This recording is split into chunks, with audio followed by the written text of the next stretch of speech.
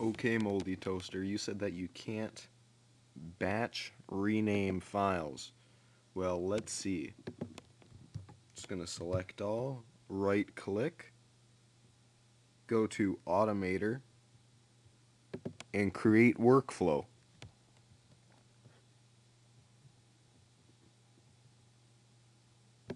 Go down to rename Finder items.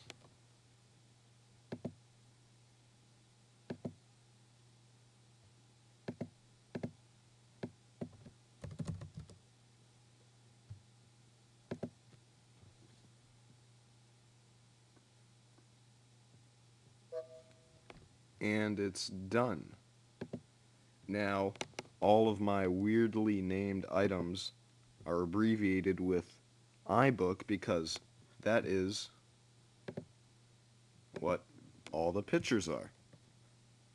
You can rename the files themselves, but I find that this is a little bit easier. Now you bitch about how you can't control each program's volume separately. I've never done that. I've had XP for a really long time before I had this, and it didn't have that, and I didn't really feel the need for it either. So Tabs open. 50 tabs?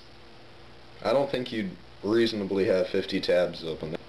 You say on the Mac all you have is the master volume control.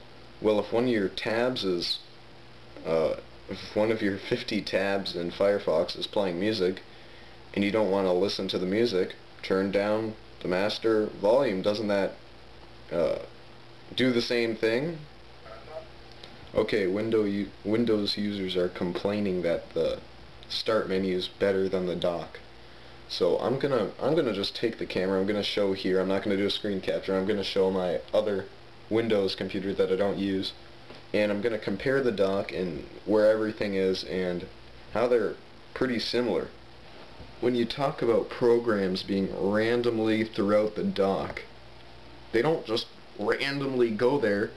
It's pretty much you who determines where all of those open applications are going to be.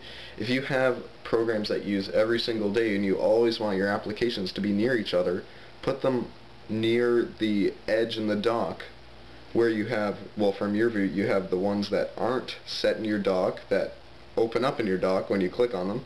Then you have your shortcuts that are constantly there. Put the ones that you usually have open right here, so that they're next to all the ones that are running. Here we have a Windows environment. We have the Start button, which on the Mac is, yes, equivalent to the Finder. On Windows you have the little tabs at the bottom. On OS X that is equivalent to when you open up a program, and on the right side of the dock all the programs load in there, and that's where you would click them. In Windows, even on iTunes, you have the file, edit, and all that stuff on each window. Now in OS X, that's at the very top, and if you switch between windows, ready? Oh, it changes. On Windows, you have shortcuts, and you have shortcuts on your desktop and things like that. That is also equivalent to the dock, because what are all these? Even if the program isn't running, you'll have a little shortcut icon here. So all the icons on the left side of the dock are equivalent to the shortcuts here, and the icons on the right side of the dock are equivalent to these right here. So in essence, Apple has taken things that go all over here and all down here, and they've put it into one nice little streamline dock there. In Windows you have this little thing down here which shows applications that aren't running, and the dock does that also. As you can see, Mozilla Firefox is running. You can tell by the little arrow. Now I will click the red X, and oh, it looks like it's gone, but nope, it's still running down there, just like if you had done that. Well, that wouldn't happen in Windows. It would actually quit all the way. But MSN and different programs like that stay over here. And also what is equivalent to this is these icons up here. Actually, yeah, this would be a better comparison. All these things up here, you got your time, your spotlight, Bluetooth, all that sort of stuff. That is equivalent to what's down there. So they are pretty much the same, except where Windows throws shortcuts all over the desktops, Apple just keeps them all down here. You also say how easy it is to find the start button all the time because it's fixed at the bottom and it doesn't move around, so it takes like a split second to go find it and click on it. And then you compare it to the Finder icon in the dock, which when you open up different programs that aren't already in your dock, it moves over a little bit. Is that really a big problem? It's always on the end. It takes a fraction of a second to see it and click on it. It takes just as long as it takes to click the start button on Windows.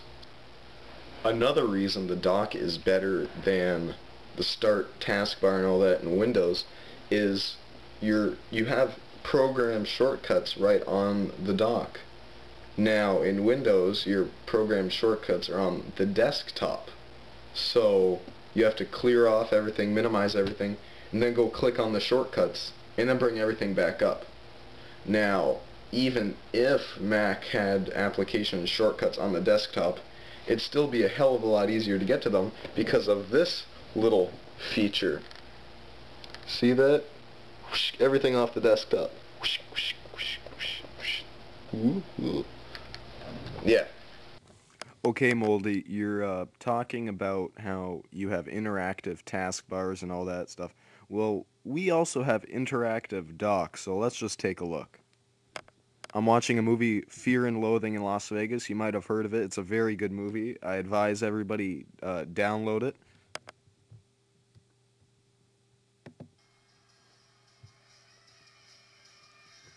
Now when we minimize it,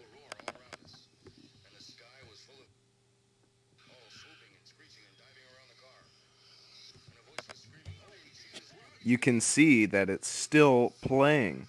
It's just taking a lot of CPU because I have a screen capture program running on this old 1.42 gigahertz PowerPC iBook G4.